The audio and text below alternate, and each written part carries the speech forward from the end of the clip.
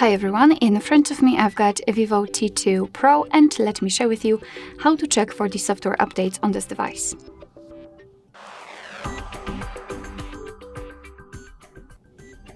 So first of all, make sure that you've got the internet connection because it is required, and then we can enter the settings.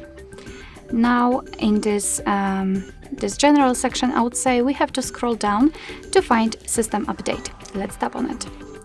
Okay. And basically, we've got two different scenarios which we can meet. This is the first one where you can actually download the update. So your device will show you the new version, the name of it, what has been fixed, what has been added, etc. And all you have to do is to tap on download and install.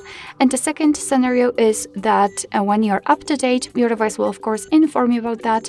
It will show you the name of your version and ensure you that everything looks good and you've got nothing to download.